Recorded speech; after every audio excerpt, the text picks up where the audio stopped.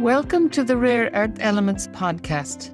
I'm your host, Bridget Scanlon, from the Bureau of Economic Geology at the Jackson School of Geosciences at the University of Texas at Austin. In this podcast, we discuss rare earth element feedstocks with experts from academia, industry, and government. The discussions include a variety of potential feedstocks, particularly waste materials, and innovations in processing technologies to improve rare earth element supply chains in the US. I would like to welcome Chris Young to the podcast. Chris is the Chief Strategy Officer at ElementUSA, and today we're going to talk about processing critical minerals and rare earth elements from a variety of feedstocks, but mostly, I think, red mud or bauxite residue. Thank you so much, Chris, for joining me. You're welcome, Bridget, and thanks for having me. So, Chris, we've been chatting back and forth for maybe a year and a half now through the Department of Energy Core CM project, looking at feedstocks for rare earth elements. I really appreciate you reaching out and connecting with us. And so your company, ElementUSA, is looking at using various feedstocks and trying to extract rare earths and critical minerals. Maybe you can give us a bit of background about ElementUSA. Certainly, Bridget, thanks. We started the company really focused on red mud or bauxite residue, which are the tailings in the aluminum supply chain. Wherever there's an alumina refinery around the world, for every ton of alumina that's produced, a ton to a ton and a half of byproduct or red mud or bauxite residue is produced. And ElementUSA started in the 2020, 2021, focused on the red mud that exists in Louisiana. The larger resource is the one at Gramercy, Louisiana, where there's 30 million tons and growing 1 million tons a year because it's the last operating refiner in the U.S., but also have been working on the Burnside red mud. And the red mud, the Gramercy red mud is a very valuable red mud because its source bauxite is a karst bauxite out of Jamaica, which has much higher rare earth content. So you obviously have the iron, hence the red color, and other valuable minerals like alumina, titanium, but you've got rare earth content in the 3,000 to 4,000 ppm in the bauxite residue. So it's a great resource. Not only is it a great resource from an element standpoint, but it's a great resource to be sitting in Louisiana on the Mississippi River, where you've got great access to logistics, and you've got good costs from a power, gas, and reagent perspective. Right. And the coastal location then, I guess, will allow you to possibly access other feedstocks that you might import also. So that's... Yes, exactly.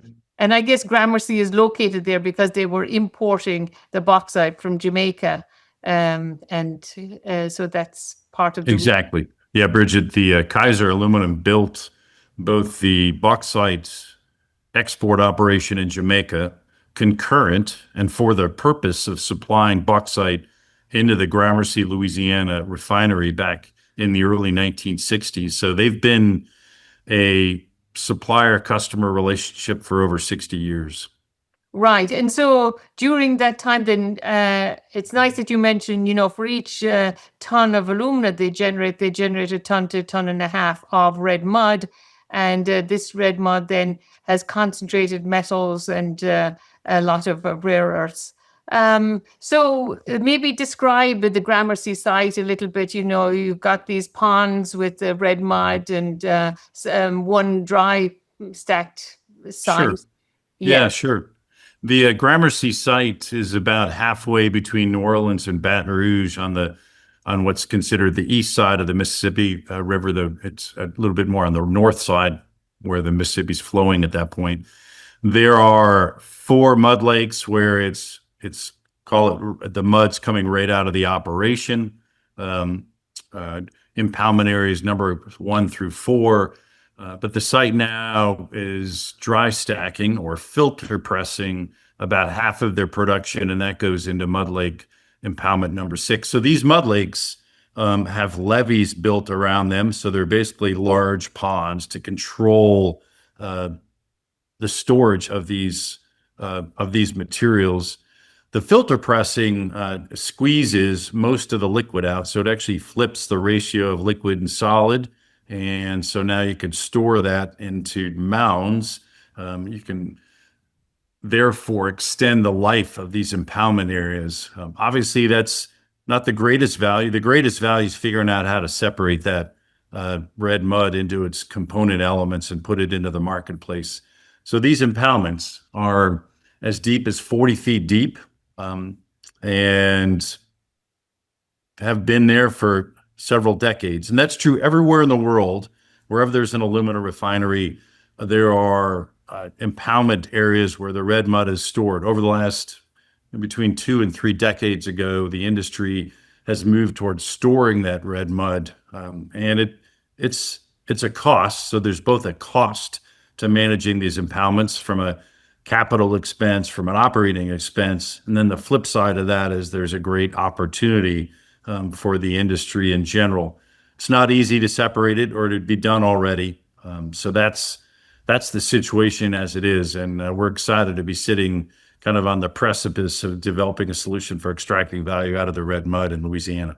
Right, right. And maybe also we have a couple of sites in Texas that Alcoa has where we've got red mud, and quite a lot of it at the Copano site, maybe 100 million tons, or Yes. so that's also another potential site. It is. Yeah, both of them are of value. The Copano site that's near Corpus actually used about 2/3 Jamaican bauxite.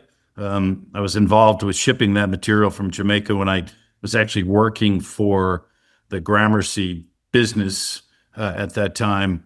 So it's nearly as valuable as the Gramercy mud, but a great source as well. And then Point Comfort, Texas, has a couple 100 million tons plus. Not quite as rich in rare earths, but still there's a lot of value in it.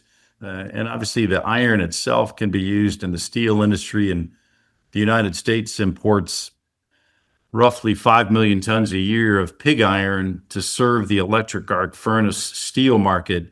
So any red mud around the world becomes a potential source for metallic iron to go into the steel industry. Something as basic as that, but it's still sitting in a waste pile.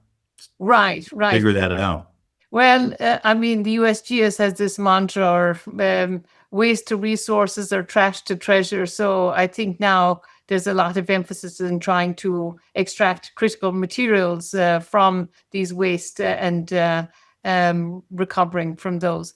So to produce the alumina from the bauxite, then it's the bare process, so sodium hydroxide. And so the material then has a pretty high pH.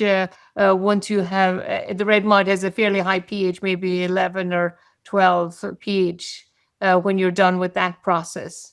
That's correct. And the Gramercy site, then you mentioned, has about 30 million tons of red mud or more. And so, what is the projected lifespan that you think, if you created a plant then to extract various materials from that? How long do you think, if Gramercy stopped operating now? Mhm. And you said it produces about a ton a year, so. Yeah, a million tons a million year. tons, sorry, yeah, million Yeah. tons, 30 million tons, yeah. Bridget, in our modeling for the flow sheet, the base flow sheet we've developed, we used 1 million ton a year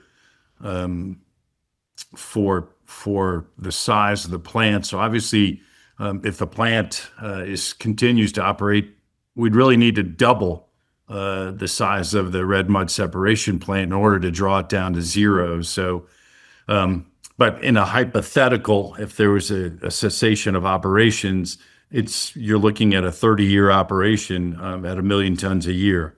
I know certainly in our discussions with the local officials, there's certainly a desire to repurpose that material. And I know that one of the first times we had a kind of a collective meeting with some of the state officials said, "Oh, how quickly can you draw down that red mud?" And I said, "Well, it's been put there for 30 years. It's going to take a little while to draw it down. Understand the desire, but it's going to take a little while." Right, right. And so you mentioned then that the red mud, about half of it is iron, and that the US imports a lot of iron. So then you have a special process, and I can't recall the name that I saw for the material that you're going to produce. I think, yeah, we called it eco iron just because it's coming out of a waste stream. So in our base flow sheet, we're using carbothermal reduction to convert the iron oxide that's sitting in the red mud into a metallic iron, and it's of a spec that can go into the steel industry, among other industries, but obviously the large consumer of iron in the United States is the steel industry. Right, right. And then, not all the aluminum has been extracted, and so there's uh, some aluminum, but maybe, and then the rare earth elements. I mean, the numbers just blow me away. The concentrations of the rare earths. I mean, we have limited data from the Gramercy site, and you mentioned 4,000 parts per million. So that's about 20 times or more the average concentration in the continental crust. So maybe some people are confused, rare earth elements are rare, but really they're not rare, but you don't ever get them concentrated as ores. But this type of concentration, where it's 20 times the continental crust, that's just amazing. And fairly uniformly across all of the elements, they're all concentrated. And so the permanent magnets like praseodymium, neodymium, terbium, dysprosium, they're all 20 times at the Gramercy site. And then, of course, scandium. I mean, Yes. scandium is the highest value rare earth. I was just looking it up, maybe $3,000 a kilogram. It can be. It has been as high as 3,000 a kilogram, and as you and I have talked about, the scandium as a scandium aluminum alloy can really significantly reduce the weight of aerospace applications. I think a figure that sometimes is used, it could be as much as $9 million savings in fuel per year by using the scandium aluminum alloys. So, yeah, the scandium's an intriguing one because the global market technically understands the value of scandium, but potential users of scandium aluminum alloys are reluctant to adopt that alloy as their material for fear that the supply chain gets interrupted, and they've gone through a significant process of recapitalizing their operations to use the alloy and then run the risk of the scandium supply being cut off because today most of the scandium is coming out of China and Russia, which puts you at risk. As we know, that China's a couple, certainly 15 years ago, cut off supply of rare earths. So if you're the C-suite of a major company that's deploying alloys for making the skin, for instance, of aerospace companies and operations, that's a risk that's too big. But I think the cool thing is that we're starting to see some other scandium suppliers, namely Rio Tinto is now making scandium aluminum alloys. They're extracting the scandium out of the wastes from their iron operations up in Quebec. So I think, over the next 5 to 10 years, I think we're going to see significant growth in scandium. Back to your earlier comment, Bridget, I always find it interesting. The rare earths are everywhere, but just in such a low concentration. And we get excited about 3,000 to 4,000 ppm. I always give the story that if someone who's kind of an old salt and been around rare earths a long time, like the alumni of MP Materials or the old Moly Corp, and their technology is solvent extraction, there may be a little bit long in the face when they hear those ppms, but if you're doing work on other alternative sources.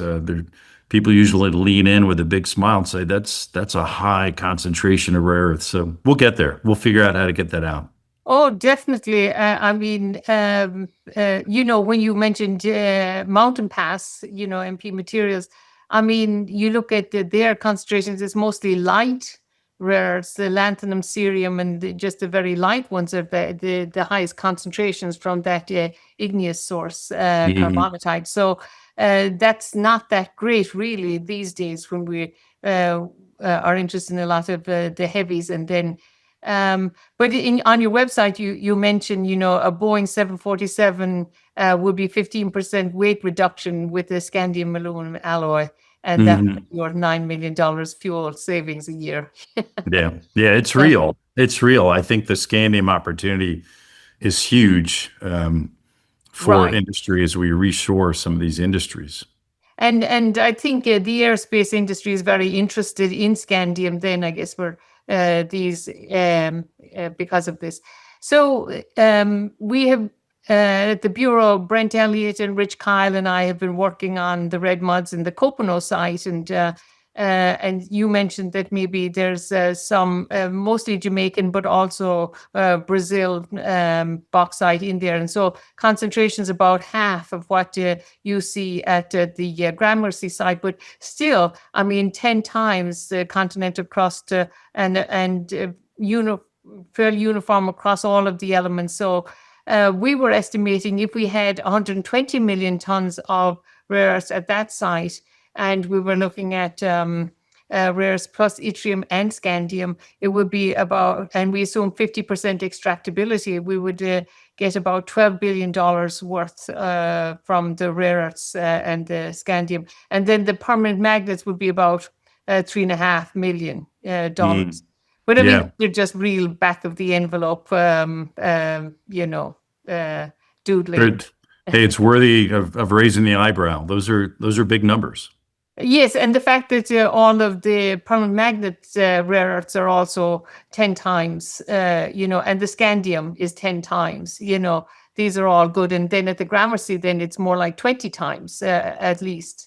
And yttrium is also very high at these sites. That's more than 20 times Yes. continental crust.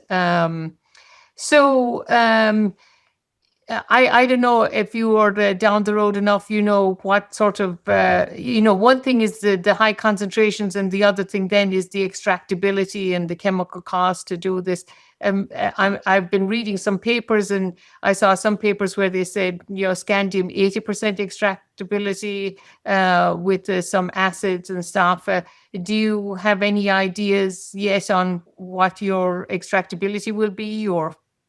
We're modeling a 50% extractability for the rares other than scandium. On the scandium material, there are proven technologies using carbonization to get about 30% of the scandium. But we're working with a number of different partners, and this is a little bit of the story about what we're doing at the Critical Resource Accelerator is we're developing flow sheets for extracting value out of alternative sources, out of wastes and tailings like the red mud.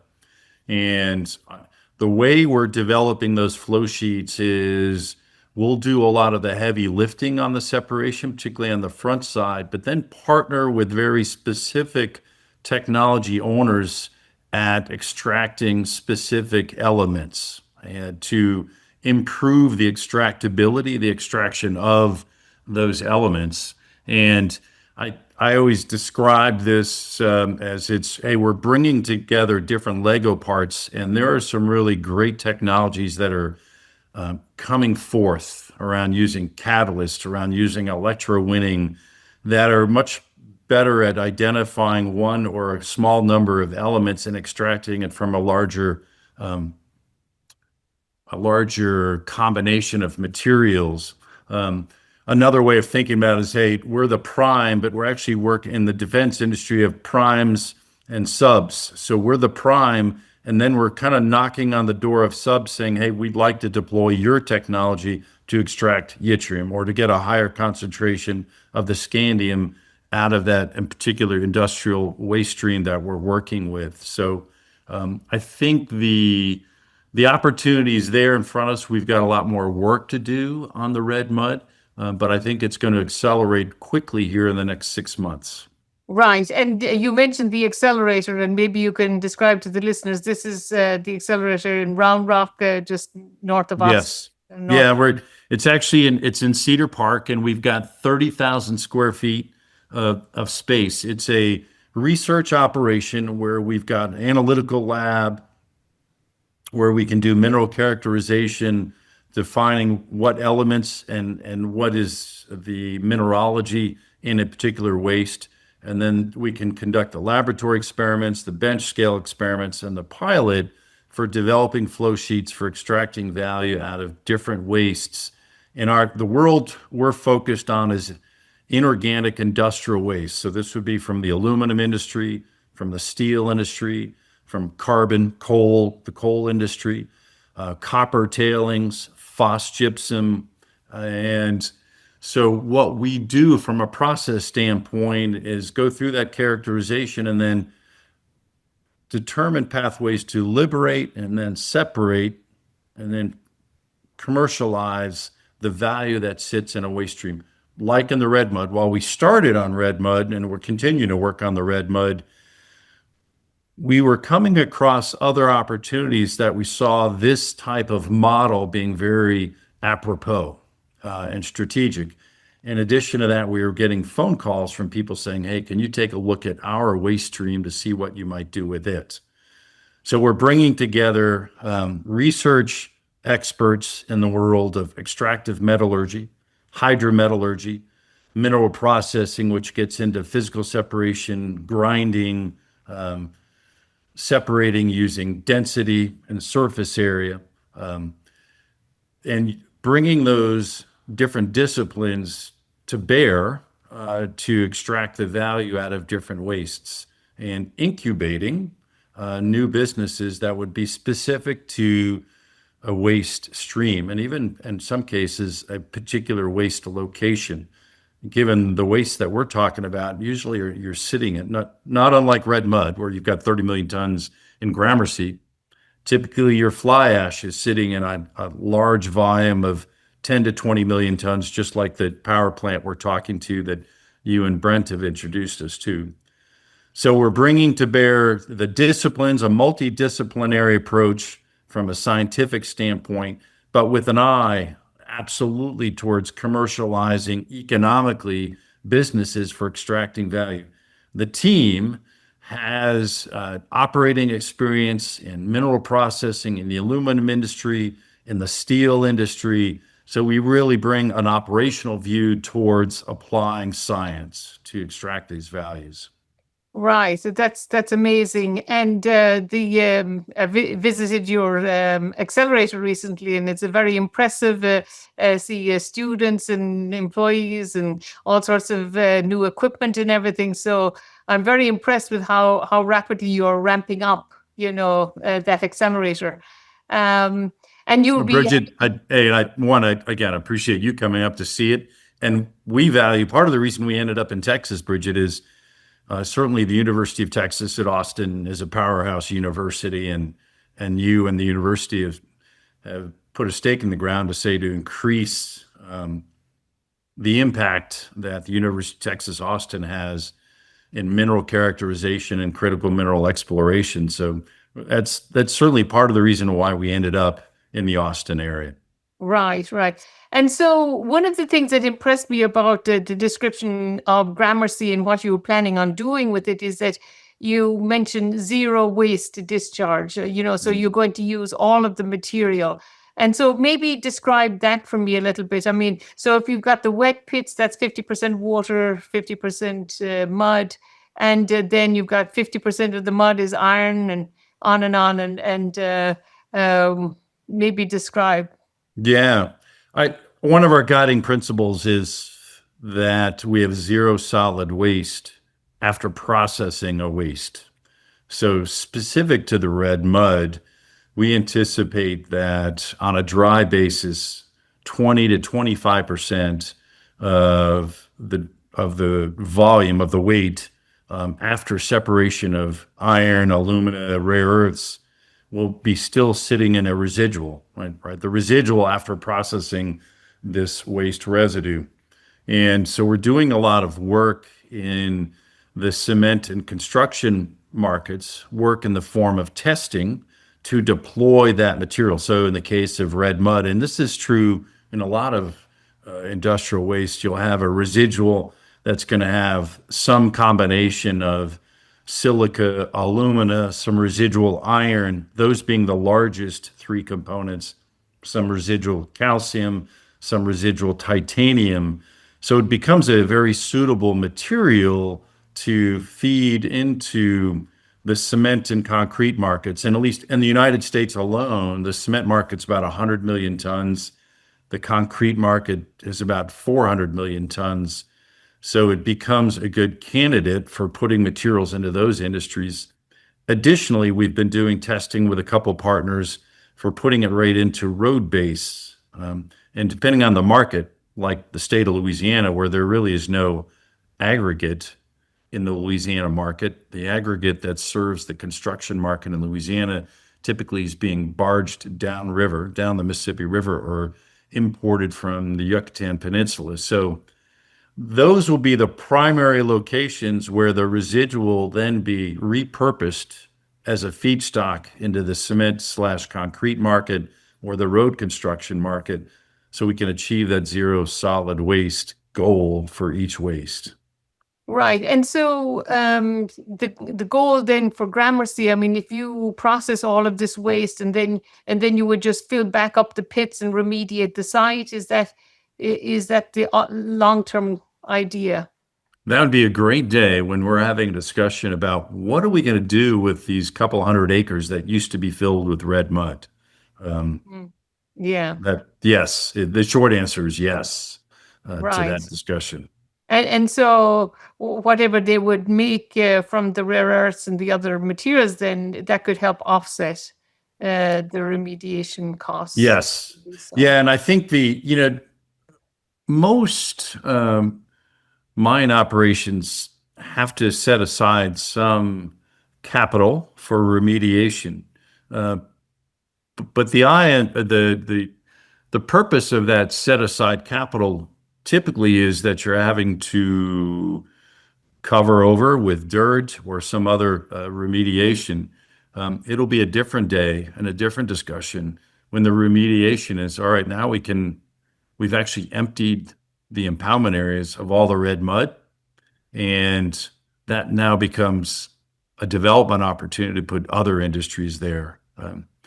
So I say that with a slight smile on my face. It'll take a little while to get there, but I think that would be the goal. And so actually the remediation capital that's set aside could be civil work to go put in a new type of industrial operation or perhaps some other commercial development. That'd be a great day. That will be a great day. Right. And I mean, the Copano site and Gramercy, I mean, these are close to sea level. And so, removing these very high pH material would be very important for the environment. It would. I think these materials, the red mud in particular, it is a high pH material. It's not, people always ask me, is it toxic? And I go, you can go pick it up and put it in your hand. You need to wash your hand off after you put it back down in the impoundment area.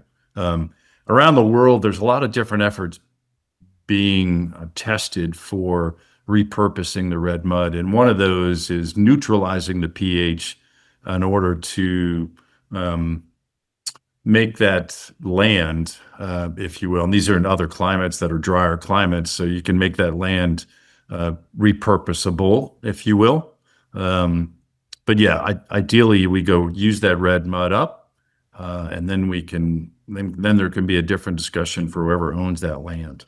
Right. And so when you describe what ElementUSA would do, will you not do the processing much yourself, or would you look to other companies then to do the processing?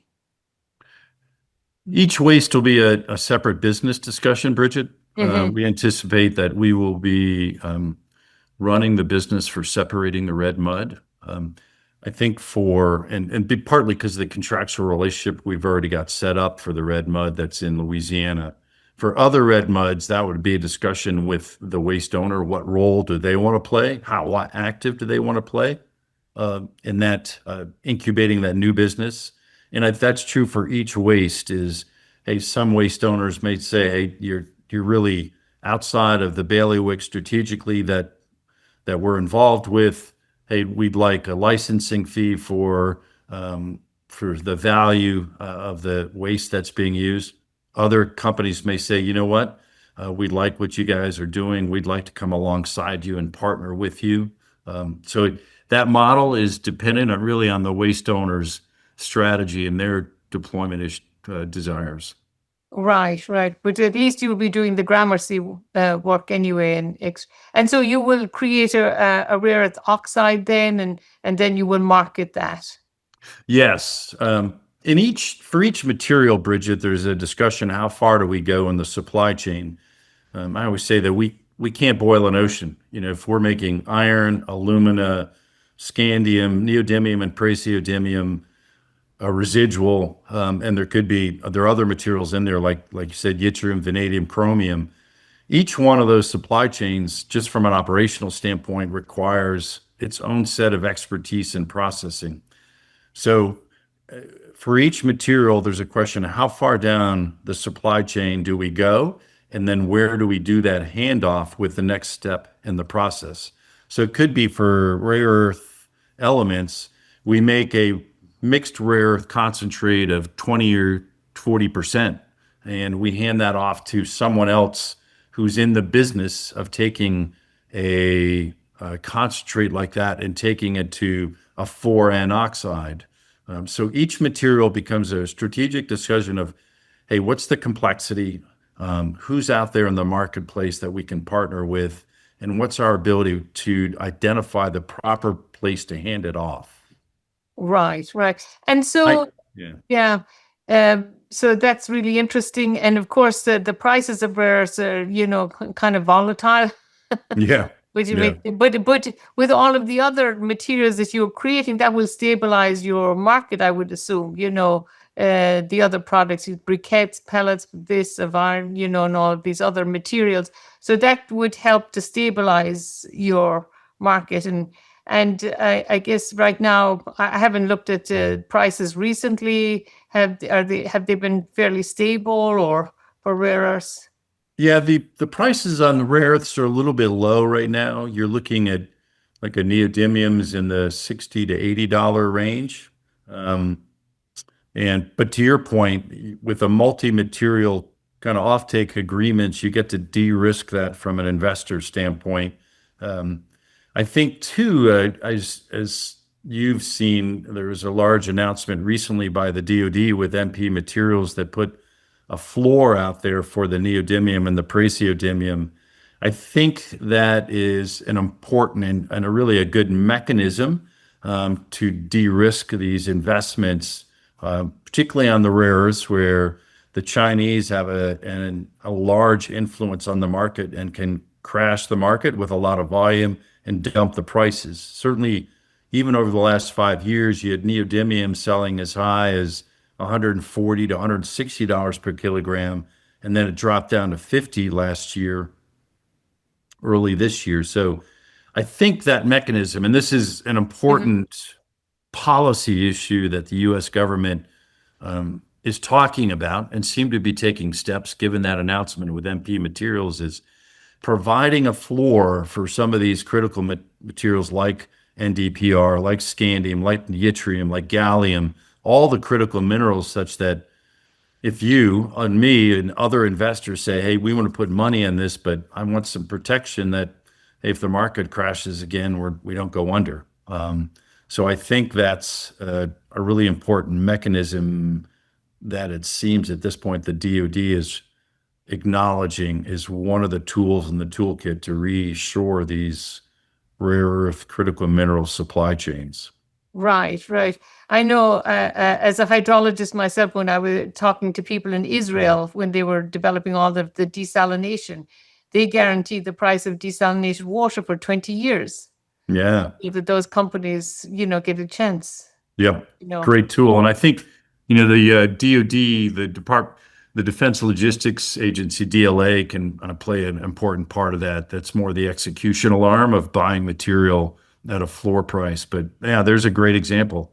A 20-year offtake with a minimum price, that really helps these businesses. So it's we're in a pretty tough place because we're so far behind in reshoring and developing the supply chains for critical minerals, not only from a feedstock standpoint that we're talking more about, but then the intermediate processing.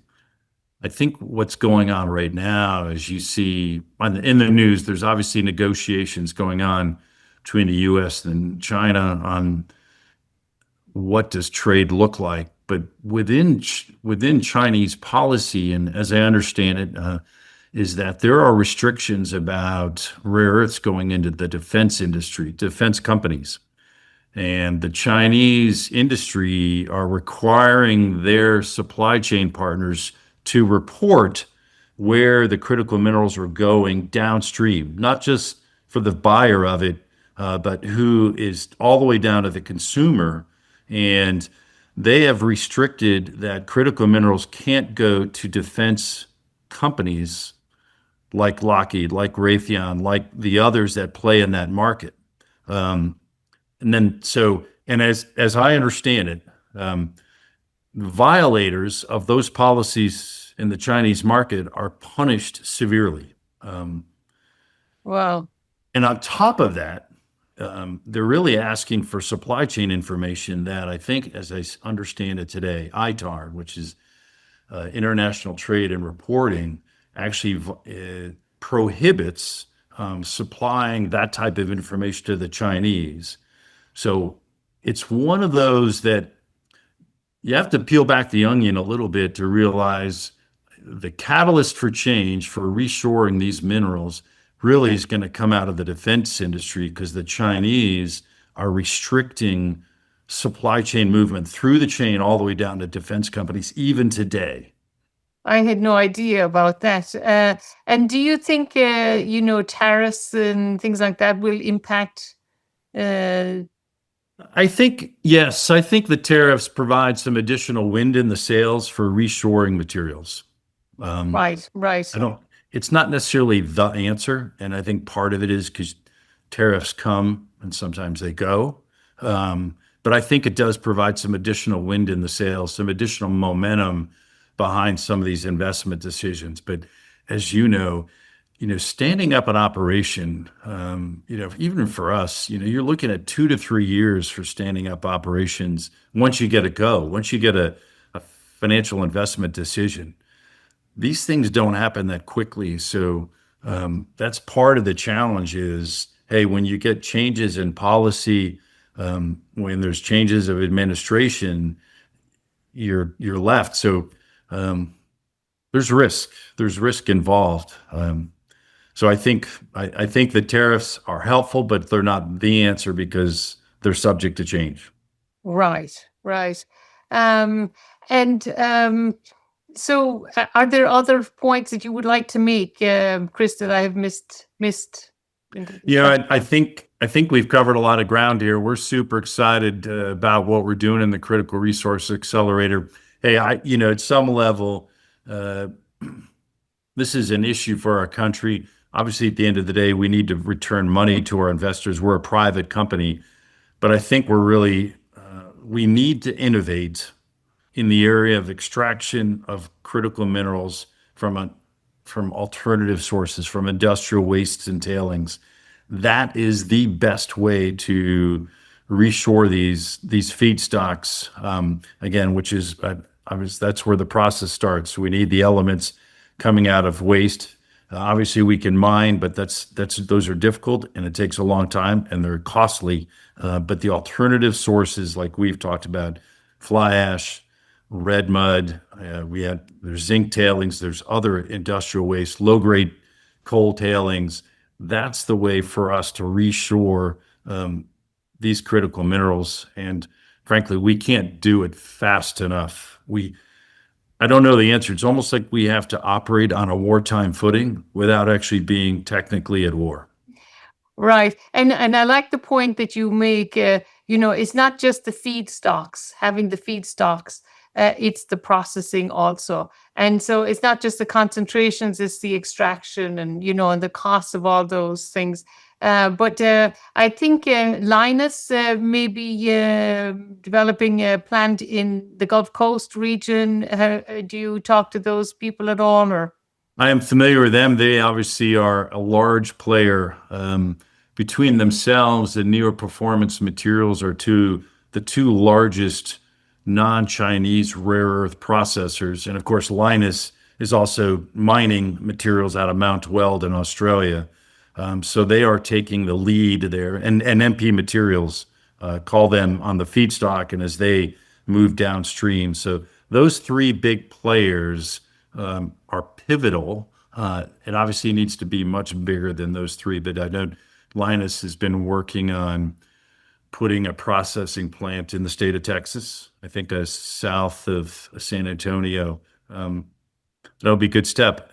I think it's an illustration of how difficult it is because it's taken longer than most people expected. And I think Linus would say that themselves, not only from an investment standpoint, finding the right location, finding the people to run these operations, because the expertise in these spaces has really gone away in the United States. So now you're having to retrain a workforce at all levels within that workforce, both at the leadership, at the engineering level, at the operator level. And that's some of the gap that we've got to close. And we've got to do it as quickly as we can. So thankfully, Linus is in the game. MP Materials has got a great resource.